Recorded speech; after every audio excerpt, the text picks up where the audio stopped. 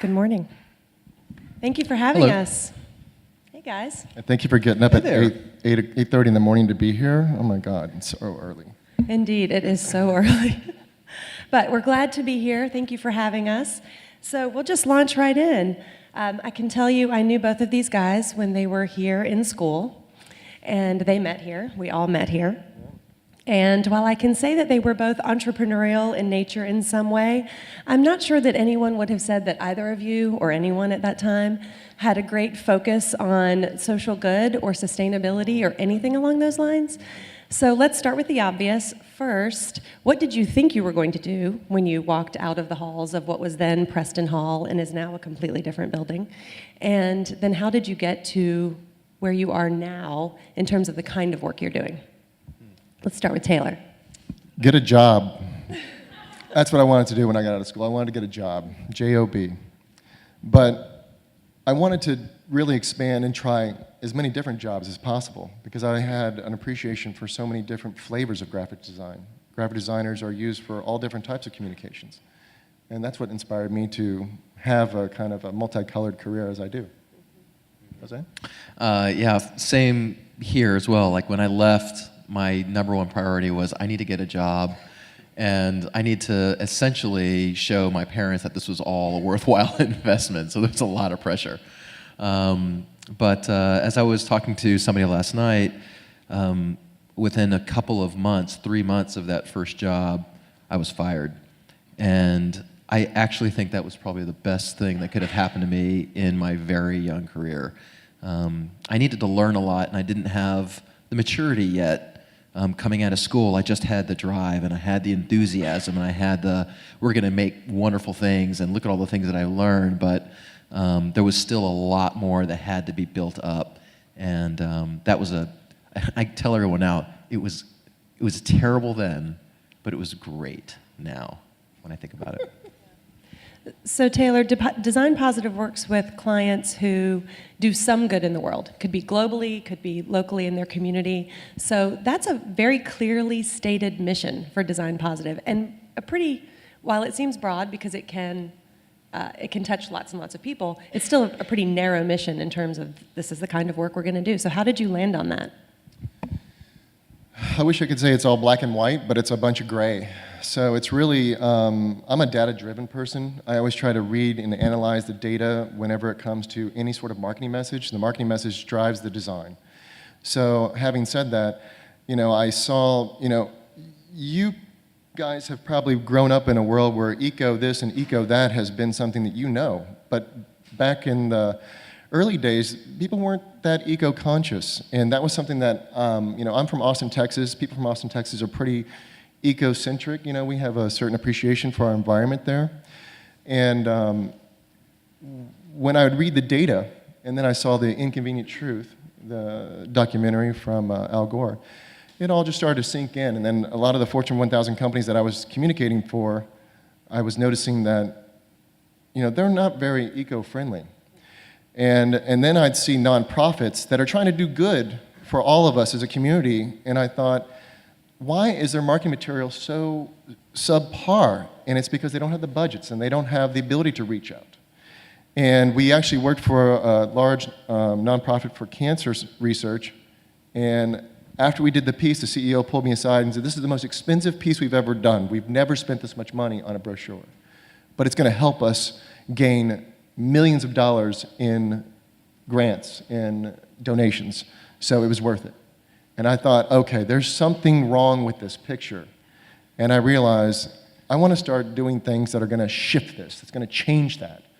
And that set me on the course to open up a company called Vox Verde, which is, a green voice. Again, that was new. No one was using eco as part of their marketing message, and I wanted to leverage that.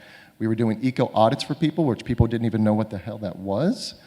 And then I found out more about accessibility from Kathy Walbin of Interactive Accessibility. And her and I got a really good relationship, and she really showed me how only 10% of the internet is accessible to people with disabilities. And I said, that's not right. And so she took me under her wing, and she really showed me and educated me on accessibility and how that should be changed. And then Design Positive was created after that meeting. What have you learned about yourself through that transition? Because it seems like it was overnight, right? But it took a while. It was kind of a stepwise approach to where you are now. It was an evolution. Like I mentioned, we started off as, Vox Verde, eco-centric, sustainability was our main message, and we were really helping clients with sustainability, and not just being sustainable with their business, but with their marketing. Okay, you're doing this stuff. We need to put that into your marketing material so people know that, and then we execute that material in a sustainable way so that we're really showing end-to-end sustainability as part of our company's mission, our values. But then once the accessibility came into place, it was more emotional because I have a child with a disability. And once I realized that was something that is going to be a problem for my child possibly, and many other people that have children like that, I realized, I just need to just do that and just, make it more, design positive, positive. Came from the word. You want to be negative or positive? I thought I was being not negative, but I was being mediocre. I was being the gray matter. And I wanted to change that. I wanted to shift it over to the good. I wanted to put my foot on the scale and push it over to something better. Something we talk a lot about, and it sounds like this resonates with you too, is that it's not enough to just be neutral. It's not enough to do no harm when you have the power to actually do something positive. So it sounds like that's part of your journey as well. Agreed. Yeah.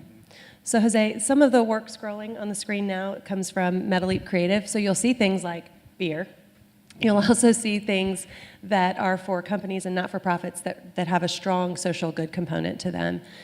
This company, for example, that makes these soaps and candles that you'll see, they employ, underprivileged people in their town, and that's why the company started. It started specifically to give jobs to people, good jobs.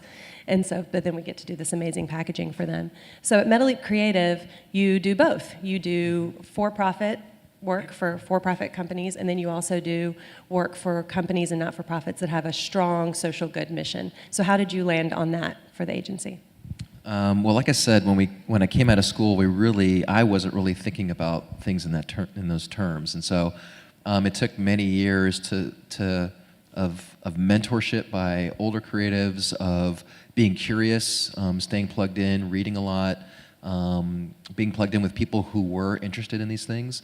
And ultimately, when we decided to start Metaleap Creative, the sole purpose of that was for us to sort of go out into the world and how can we better our community? And how can we do that through design? How can we be sort of missional with the work that we're doing? And it might be for beer, and it also might be for somebody else. But design in the end wasn't sort of the end. It wasn't for us to sort of make money in the end. It was, what are we doing with our skills, talents, and abilities that are going to benefit the world around us? And then we built from there. And mission can be found in all sorts of things. And so for us, for my wife and I, that was a really important aspect of this, because we wanted to make sure that what we were doing and who we hired and who we worked with were doing things that were honorable, with integrity, with mission for themselves and for what they wanted to do. So just about everyone that we work with is connected to, in some way, thinking about what their product, what they're saying is doing in the world around them. So even with something like beer, the mission of Three Taverns Craft Brewery is, what happens when you get around the table with someone and you break bread and you have a drink with them? And the idea there is that you move into a deeper space, and what they're doing is allowing and creating a place, sort of a channel for you to have conversations that you wouldn't normally have. And their tagline is Transcendo Mediocris, so transcend the ordinary. So even in something like a beer company, the philosophy, the sort of the governing philosophy is, we want people to be more deeply connected to one another. With somebody like Musi, for example, that was really kind of it was a no-brainer, because they were doing something. The whole purpose of them starting was to start a company to help their community, to help women who were in battered conditions, who were coming from prison, who really didn't have any other opportunities available to them. And so they provided a way. And mostly, we talked some about this last night, something that we try to do too is be conscious of is how are we providing access? So are the companies that we're working with and for, as we design and we sort of represent them and we think about their brands, are they providing access to their communities and in the world? And how are we doing that as well? So we want to make sure that their story, not only their story is compelling, but our story that we're telling, not just for us, but for our staff, our designers, our team, that they're involved in something that's bigger than simply we're making something that looks good in the end. What do you think it's Amen. What do you think it gives the team to do both kinds of work, to do the not-for-profit work and the for-profit corporate work? Yeah.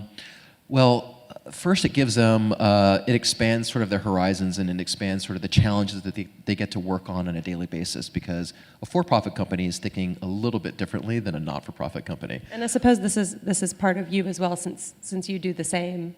We say the team, but also part of that is a reflection of what you want to do. So Well, what does that's it give true. you and the team? That's true. I mean, I'm a very curious person. I've been fortunate enough to live in a lot of different places, so that's affected me. My background, where I'm from, has affected that as well. And so I'm just naturally get bored easily.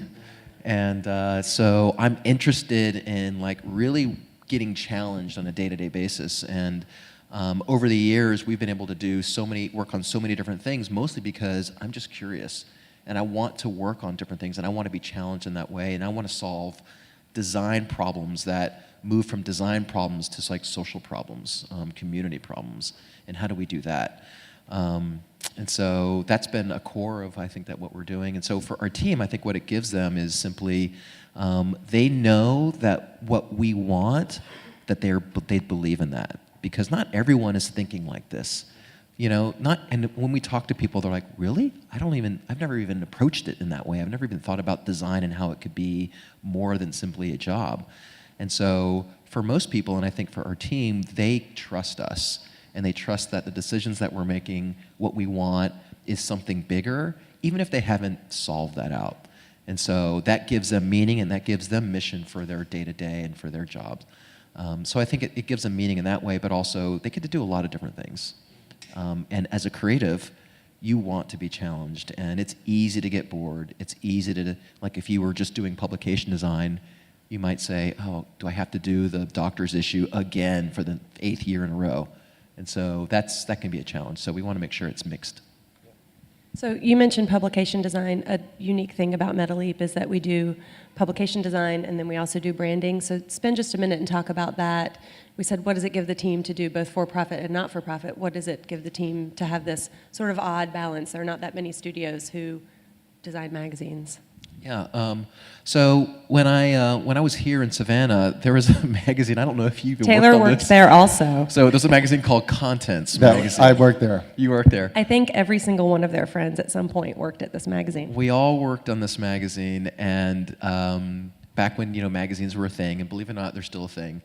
And I was just sort of really taken by it, and I loved the format. I loved sort of the paper and all that kind of stuff that goes with it. And I just always enjoyed the idea of publication design. And so that was something that when I started Metaleap, there was a magazine in Atlanta called Pace Magazine, and it was basically a national music, culture, arts magazine and film. And so they started, and I found out about them, and they had done one issue, and their editor had designed the issue. And I'm like, hey, I think you guys need a creative person involved in this. And so that's how the whole thing got started. And from the very beginning, it's been embedded into our DNA. And I think one of the really fun things about it is now that we've been around for 18 years, we're at a place right now where as part of like, what does it look like to have mission with your team? We're going to take our whole team up to New York in just a couple weeks to basically celebrate the fruit of working on publications and all the things that we've been able to do with it to a show where we've been nominated in some pretty significant categories for this publication design work. So it's kind of like you do something, and then how do you then pass that along to the rest of the team, and how do you build in and honor the people that you're working with in that way? So it's actually a really awesome joy to be able to do that. I love that we're going to do that. You mentioned celebrating with the team, which I'm very much looking forward to doing. What does that look like for you and for your team when you, first, what are the kinds of things that you celebrate? And then what does it look like to take a moment and actually do that? Because it's very often the case that we just, in life, in school, in the studio, move from one project to the next without taking a second. And so what does success look like for finishing a project or finishing up an engagement with a client for Design Positive, and how do you celebrate it? That's a very interesting question because we are a virtual company. And being virtual means that we have people in Seattle, Memphis, Atlanta, in Austin with me, and DC, and Alabama. So we're all over the place. And what really makes us celebrate is when we get that email from the CEO or the president of the company, and it says, what you have done for us is X, Y, and Z. And then that appreciation value that they give us goes out to everybody, and we all celebrate through those means. But I have to tell you, when some projects are done, I have different types of gift packages I have to send out to people because I really can't be with them all the time. We've been talking about trying to meet up more frequently as a whole group, but we haven't been doing that. I've just been sending out really interesting, fun, creative gifts that sometimes get really huge laughs. But it's really about the client. It's all about the client. It's about making sure they're happy, the goals are met, and following through on what their needs were. And once that is done and we get that email, that notoriety from the CEO, the president, then we all celebrate and relish in that. Yeah. So working in a sustainable space, sometimes that must be challenging. So how do you navigate territory with clients or situations when you're presenting them options for something? I think about sustainable packaging, which we do some of, not to the degree that you do. What does it look like navigating that territory and encouraging them to move into a space which might be, and often is, much more costly than other solutions? So that's a very good question because it's actually complicated. Usually it's a lot of education, a lot of hand-holding. It's data-driven again. I'm a very analytical thinker, so I bring all the data to them, and I'm very persuasive with how I tell them about it. We can do this, and it's going to provide that, because they need to have the return. If they're going to spend this money, they need to know how they're going to get the return back. Everybody is a business, whether it's nonprofit or for-profit, they want to be able to know how they're going to get their return back, whether it's marketing messaging or what is going to be part of the product itself. So we educate them, and we do everything we can to convince them. If they don't do it, there's been a couple cases where we will reduce our fee and we will cover the cost. And two things happen with that. One, of course, we lose our, a little bit of our profit margin. But what it does do is it really builds great rapport with the client. Because they're like, okay, these guys are so dedicated, they're willing to cut down their costs to make sure that, everything we've already educated them up to that point, we want to make sure that they are perceived that way. And that builds a lot of trust with the client. So we've only done that a few times because usually we're pretty good in persuading them. And really it's not that much more of a cost pop as it was once before in the days. Because a lot of companies and a lot of printers are more understanding to sustainable needs. But it does happen sometimes. Do you find that once they make the jump into that space, they stay there? Absolutely. That's the whole point. Because I know I can read the client and try to figure out if they're going to want to do that or if it's just outside of their wheelhouse, they don't feel comfortable spending extra money for that. But most of the time they do. Once we do it, they're like, oh, this is so great, now that this message is out and all these things are working and we're so happy we decided to go this route and do this. So let's keep doing this. And that's usually the typical answer. So we mentioned just briefly packaging and, of course, paper and inks and things like that. Where are some other spaces where sustainability comes into play with Design Positive clients? Well, I think the parameters of what it is you're going to build. We always question, does it need to be printed? Because just printing alone, the carbon footprint of moving all the materials to actually go to the print house and then go to the print house and then be printed. You can have soy inks and sustainable papers and have all your electricity zeroed out, and that's all great. That's really great. But does it actually need to be printed? Can we do something just straight digital? And can we do it in multiple places? Can we use social media? There's just a plethora of different type of opportunities for your message. Where is the right place for it to go? So we have to, kind of filter everything through those eyes before we just automatically just knee-jerk right to print. Yeah. So Jose, why are we still printing magazines? I was thinking the exact same thing. I'm like, I don't know if we can answer this question. Except they were both in the green room talking about how much they still love a magazine. Yeah, there definitely is something to that. I think one of the challenges, and that still exists today, is getting past the high cost of working with materials that are more sustainable. So even clients that are really interested in that, in fact, we're working with one right now where we suggested let's print on 100% recyclable material. That cost is so astronomical that even though that's a core value for them, they're still a nonprofit. And so there is a sort of they're not in a position where they can fully go in, but they're taking steps towards that, and they know that's an important aspect of who they are and what they represent and what they're saying into the world. They could also use FSC certified paper, and at least they're Right. Which is the approach there. okay. That's a good baby step. So by Although quick, I don't think beer packaging in like cardboard boxes and stuff like that's a different thing. And I was just thinking about that, sitting here going, what would it look like to bring that to Three Taverns and beer, where it wasn't a metal can? people get to return their glass bottles to the brewery. Yeah. It's a possibility. Follow up on that. So by quick show of hands, how many of you have any intentions at some point in your career of working for yourselves or having your own studio? Quite a few, I thought so. Excellent. Yeah, so let's take a moment and talk about that. So how did you guys land on your own studio thing? And then I want to talk some about the relationships within the team, the internal team.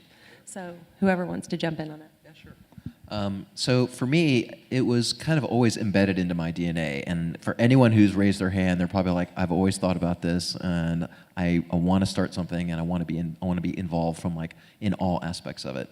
And I just happened to have, and he knows him as well, I grew up with a friend of mine who also came to SCAD, and we just were always steeped in this idea of like starting things. And so if you all are like me, I probably had about a dozen jobs in high school, and I just did everything. And we even had a little sign company that we had basically did where we would go to movie theaters and paint like signs on the windows because we thought that was going to be amazing.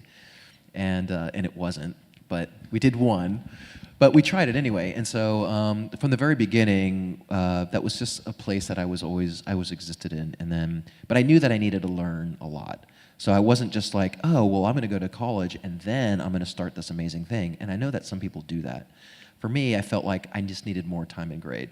And so I needed to work for a while and gain a lot of sort of institutional knowledge about how this whole works. What does it look like to be a successful creative and designer, and not just be enthusiastic and have all these great ideas that I think are great but aren't really practical. And so It takes more than enthusiasm to get to success. Yeah, I think so.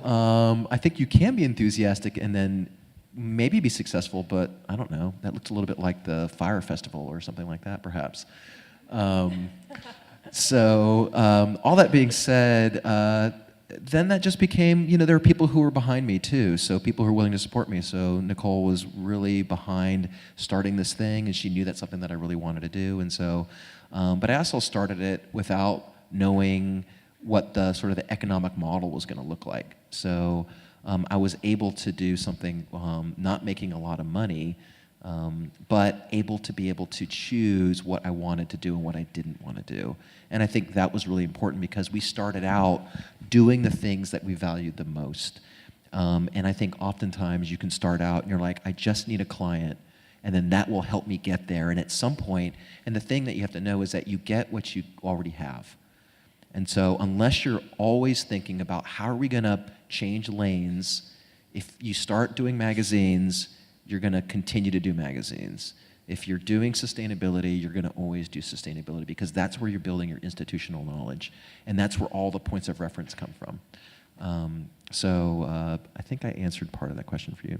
I think so. And so part of that is you were able to start with projects that you wanted to take. There was never I'll just take any project that comes my way so that we can pay the bills. That's right. So and I'll add too that I think with the music magazine, because that was the first thing that we started on, the philosophy behind that magazine was they were not interested in doing a magazine that was just like everybody else. They were interested in talking about story. They were interested in talking about musicians and what they really cared about. and not featuring any sort of musicians that were misogynistic, any sorts of movies that degraded people, any other sort of cultural goods and artifacts that were being created that weren't positive. And so Paste was a much different thing, and it was something that was doing sort of good in the space that they cared about.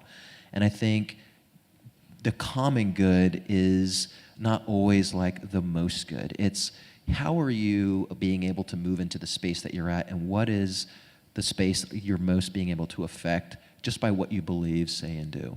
And so that was the beginnings of kind of how we got started. Okay, so I would want to just say I agree with everything he just said, but I would just want to add that all those people that had their hands up, you know, you don't have to go in every different type of field like we did to get where you're at. If you have something very specific, like a niche you want to follow, I would say do everything you can in that niche. Like if you want to do publications, do every different type of publication there is, nonprofit, for-profit, international. You just pick it and just do everything you can. Get your knowledge base set up, and then you can go off and do your own. But I think it's incredibly valuable to go out there and get as much experience as you can. If you want to be a generalist, more like myself, and I would say go into advertising, go into publication design, go into investor relation communications. That was a very interesting aspect. Advocacy relations is actually also pretty cool, even working with PR firms. Just keep expanding your horizons, and once you feel like you've grasped something, move on to the next lane. Go to something else, pull that, make that part of your knowledge base, because it's all going to add to your knowledge. When you go off on your own, you're going to be able to have all these different contacts, not just experiences, but you're going to have this Rolodex. I don't know if you guys even know what a Rolodex is, but you're going to have your LinkedIn profile so extensive that you're going to be able to acquire some clients, because they're going to be following you. You might be blogging on there. You might be, they might be following you. You might say, hey, I'm now starting my business, and I want to reach out to see if anyone would like to take us up on these projects, or you can just link directly to them and send them a message. But I think it's incredibly important to expand your horizons, get out there. Don't get narrowed into something and stay there too long, because you could just keep doing the same thing over and over and over and over again. And I have done that, so I know what I'm talking about. But if you go in there, get your expertise, move on to something else, keep it all in your wheelhouse, make sure it feels right to you. And then when you go off on your own, you're going to have all that knowledge and all those contacts to be able to start your business and start it successfully. And you'll be amazed. I don't know if this happened for you, but like the month I went off on my own, I had an old client call me up and said, hey, can you help us out? I moved to this new company and we have horrible branding. We need to jumpstart this and make something happen. Are you free? And I was like, you're not going to believe this. I just started my business. And they're like, oh, and they're still my client today. So you never know what the universe is going to come back at you with. So just stay strong. Just be hungry. Be hungry. Go out there and find what is passionate to you, not anyone else, to you, and then that'll carry you forward. Yeah. As the business person up here, so my background is in business, not in design, I would add to soak up all the business knowledge that you can. So that's something that we talk about constantly with when people come to us and say, I'm thinking about starting this thing, what advice do you have? One of the things we always say, and the two of these guys happen to have a bit of that in themselves anyway, which helps. But whether you do or not, soak it up any chance you get. Yeah, when you're in those businesses, it's always great to shadow, or if you can, sometimes they feel a little uncomfortable having someone being mentored by like maybe the sales guy who's out there in the field, out there getting the clients or hand-holding them. Get really close to that person and get to know how they're doing the business aspects of the project, not just the creative part, but the actual selling part, because just by observing alone, you're going to learn just enormous amounts. So Jose, Metaleap has 2 values. Tell us what they are and how that comes into play in your relationships with clients, with vendors, with the team. Yeah, so we have 2 values that after 14 or 15 years we finally wrote down. It took that long to sort of formulate them, and so they are creativity and relationships.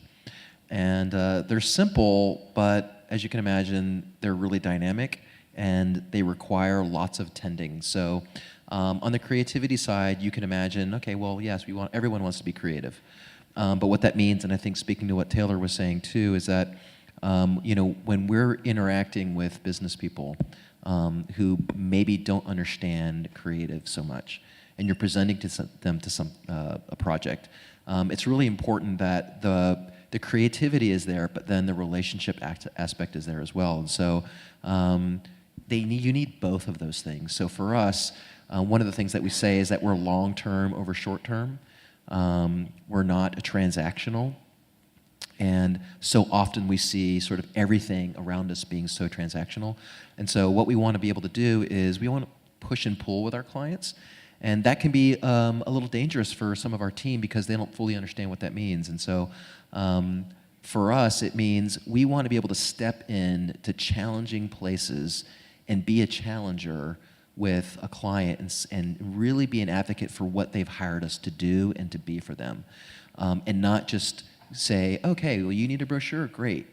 We'll give you a brochure, just sort of be basic. We're very agnostic in terms of what the deliverable is until we fully understand what it is that they are wanting to do. And so we step into that space and we're like, you know what? You really don't need this. You need these other things, and here's why. And that's a really important place. And so relationship, sort of how we interact with them, what are we building with them so that they know and trust us so that we can step into challenging spaces with them. And there are a lot of examples. I don't know if there's anything that you're thinking about in particular that you wanted to talk about, but I know that when we unveiled these values to our team, there were a lot of head nods, but there were some that weren't quite sure what that meant for them, because our general position of doing this for so long is we feel safe and we feel comfortable moving into difficult situations. In fact, I think that's kind of one of our strengths, but not to push back intentionally because we think that the client doesn't fully understand, but it is to move into spaces that actually can allow people to move into a much bigger vision for things that they don't necessarily see. And I think that when you are a creative going out into the world, casting vision is one of the most powerful things that you can do, especially as a creative director. And your number one job is to essentially say, here's what is possible, and here's kind of where you are right now. And when you invite people into a much bigger space like that, then they start getting excited. And they're like, oh my gosh, I've never thought about this before like that. And then that gives them so much more. And all of that stuff starts happening around creativity and relationship in a really great way. He's building trust. And one thing I would like to say, a thing that we do when clients come to us and they kind of have a vision, we need this brochure, we need to have it look like this, this, and this, and we nod our heads and we take down our notes and we listen to everything they have to say. And then we go back and do our research, look at the market, see what the competitors are doing, see what the market is requiring, how it's shifting, where it's moving. And then we come back and you know what? We do exactly what the client said. And why do we do that? We do it to show them that we hear you, but we also see these other things. You wanted X, here's X. But here's Y, and here's Z. These are other avenues that are going to carry you further down that path, but we respect you by doing this and showing you X. And by doing that, it's extra work, yes. And sometimes, we don't always do it, but when a client is very definitive, you got to do that to build that trust. And then once they do that, sometimes you say, this brought us over to these other ideas that I think are going to carry your brochure, your marketing message further. And that's a great way to build that trust and build that relationship. So part of those relationships include the relationship with your team and what your expectations are of them. And you both have families. And so what does that look like? Part of the topic of our morning here is work-life balance, which I think is a little bit of a misnomer in some cases. But what does that look like? What does it look like to rest? What does it look like to create space for that for your team and for yourselves? Well, that's a whole thing. Well, part of going back to your very first question when we were talking about all of this and setting everything up, why did we start doing what we do? What are our sort of core values? What do we believe? And a big part of that for us is simply starting Metaleap was a way to do something that was so outside of the lane of traditional advertising agency design firms, which for the most part you are working nonstop all the time, and you are owned by these people, by bosses. And I have worked and I've done that, and I've done all that, and I know that, and I've met a lot of young people who are like, I'm just going to work, pull 24 all-nighters, and that's part of Yeah, what we've actually interviewed people. They're like, I'll work all the time. I'm going to work Like, all the time. I appreciate your commitment. We don't And want you to work all the time. And we are a unicorn, by the way. I think Metaleap Creative is a creative unicorn in that what we actually want is for you to live your life. What we want is for you to flourish in the place that you are. And you need the time to be able to do that. So we do and have built Metaleap in such a way where you don't work on the weekends. You are not connected after 5 o'clock. Sometimes you have to work a little bit later. But typically, everyone's coming in at 9 and they're leaving at like 5:30, and they have a life outside of that. And we want to honor that, and we want to be very respectful of that, because too often, I think, especially in Western culture, it's you are connected all the time. So there's no, like, you're not going to answer any emails, you're not going to do any of that kind of thing, and you're on your own time. Another way in which I think that those values sort of come in is that we do this thing where if you've been with us for 5 years, we'll send you on a sabbatical, and we'll pay for a 3-week sabbatical for you to travel. Traveling is really important to us. We see the real value in that, of basically going and seeing other cultures, being around other people that are not like you, getting creatively rejuvenated, and we're just glad that we can do that. But that's part of a way that we feel like we can give access to people, that we're in a position to help make people and allow them to give them a sense of flourishing where they are, which is just growing, which is just like constantly feeling refreshed. And so those are a couple of ways that I think that we do that, that are really fun for us, but are things that over time we realize, hey, we can do this, because if the business is doing well, we're not the ones who are just sort of taking all of that for us. It's like, no, the obligation on us to create something that is bigger than us is to be able to give that back and share that with the people around us so that they can then go and do that in their sort of spheres of influence. Well, it's slightly different for us because, again, virtual company, everybody works autonomously. So everybody has their directives and their go-to marching orders, but it's all on them to self-manage. And in a sense, they're kind of running their own show, which is great. But the one thing that they all have, and this is something that is a must-have for everybody that works at Design Positive, is that you have to be client-centric. You have to be able to push those extra hours if needed, because sometimes reality just is what it is, and you have to crunch a late night on something, and you have to bend to the extra will of what the client may or may not want. And as long as you can be that, then I am more than happy to support any designer, any creative in any way. The whole reason why we're virtual is, of course, behind sustainability, because how much time do you spend in a car going from point A to point B in a brick and mortar?